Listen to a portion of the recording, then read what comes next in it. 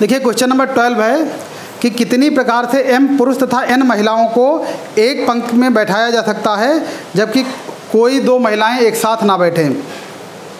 यहाँ पर यह भी दिया कि m is greater than or equal to n, मतलब पुरुषों की संख्या या तो महिलाओं की संख्या के बराबर होगी या पुरुषों की संख्या महिलाओं की संख्या से ज़्यादा होगी। तो पहले हम ये क्या करेंगे कि m पुरुषों को एक पंक्ति में बैठाने के कुल तरीके, m पुरुषों को एक एक स्थान छोड़कर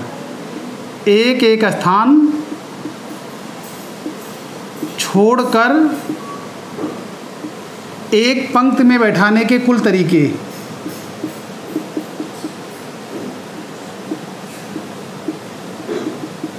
एक पंक्ति में बैठाने के कुल तरीके बराबर m equal to m factorial. अब देखिए जैसे मान लिया कि 4 पुरुषों को बैठाना है तो देखिए 1 2 3 4, मान लिया कि पर्सन P1 है, P2 है और P3 है और P4 है। तो यहाँ पर देखिए अगर 4 पुरुष बैठे हैं और एक एक स्थान छोड़कर बैठे हैं तो देखिए अगर 4 पुरुष हैं तो उनके बीच में कितने स्थान खाली होंगे? 3, 1 2 3, और 2 स्थान हमेशा किनारे के होंगे, एक यहाँ का और एक यहाँ का। तो देखिए 4 पुरुषों के लिए 4 पुरुष को अगर हम बैठाते हैं एक एक स्थान छोड़ के तो कुल खाली स्थान कितने होंगे? 1 2 3 4 5, मतलब अगर 4 पुरुष हैं तो उनके बीच और कॉर्नर पॉइंट मिला के कुल कितने खाली स्थान होंगे? 5, मतलब 4 से 1 ज़्यादा। तो अगर m पुरुषों को बैठा लेंगे तो m पुरुषों के बीच में जो स्थान खाली होंगे वो कितने होंगे? m-1। जैसे 4 पुरुष थे तो उनके बीच में कितने स्थान खाली थे? 3, एक कम। तो m-1 के बीच में स्थान खाली होंगे और 2 कॉर्नर पॉइंट के रहेंगे, तो कुल खाली स्थान कितने हो जाएंगे? m+1। तो बात क्लियर हो गई होगी। तो अतः कुल खाली स्थान,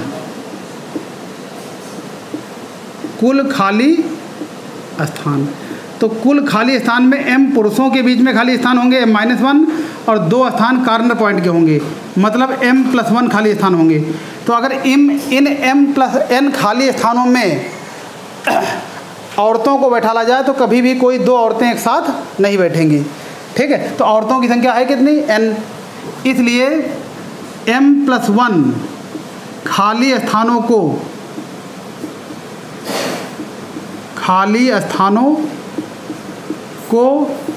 n महिलाओं द्वारा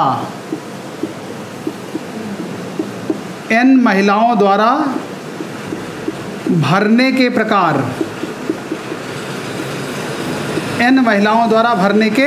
प्रकार, ये हो जाएंगे m+1p_n। तो गुणन सिद्धांत से कुल क्रमचयों की संख्या, गुणन सिद्धांत से कुल क्रमचयों की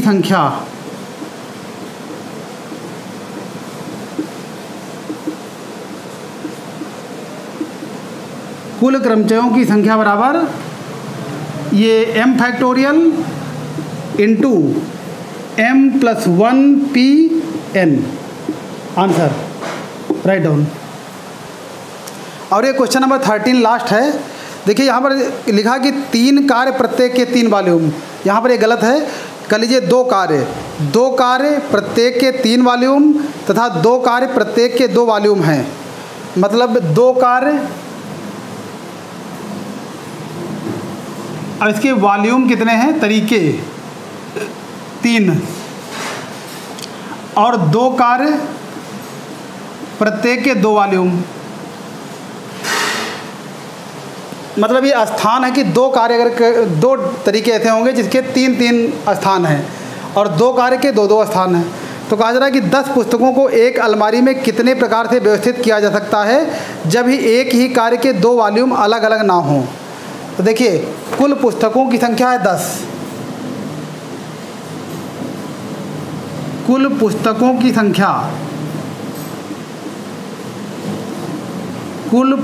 की संख्या 10। अब देखिए अलमारी में इस तरह जगह बनी है तो मान लिया कि दो कार्य एक टाइप के होंगे और इनके दो कार्य एक ही टाइप के होंगे और इसके 3 वॉल्यूम हैं। तो मान लिया कि 2 कार्य के 3 वॉल्यूम,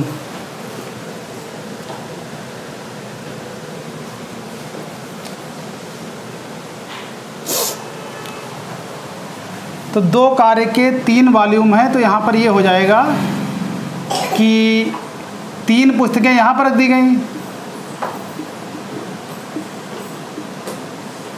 और 3 पुस्तकें ये हो जाएंगी। मतलब एक वॉल्यूम में 2 कार्य के 3 वॉल्यूम है तो 3 पुस्तकें, और यहाँ पर 2 कार्य के 2 वॉल्यूम हैं तो 2 पुस्तकें यहाँ पर आ जाएंगी और 2 पुस्तकें ये हो गई।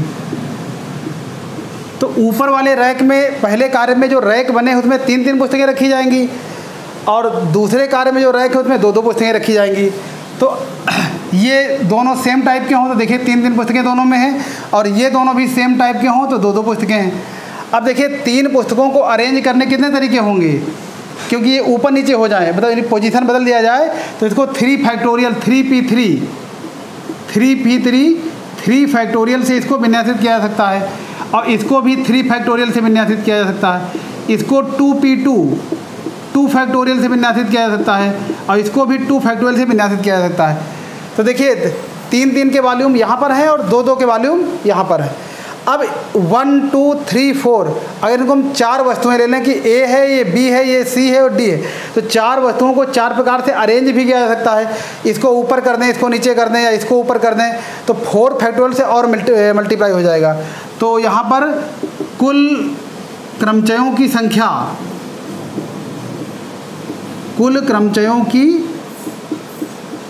संख्या, तो 3 factorial into 3 factorial into 2 factorial into 2 factorial, और इन 4 को हम 4 फैक्टोरियल से भी अरेंज कर सकते हैं। तो व्यवस्थित करने के इतने तरीके हो जाएंगे। तो ये हो जाएगा 6 6 2 2 और ये 24, तो ये हो जाएगा 36 और 48 इंटू 2 36 इंटू 96, तो 96 इंटू 36 57 6 5 3456। तो कुल इतने तरीक़ों से हम 10 पुस्तकों को अरेंज कर सकते हैं। Write down.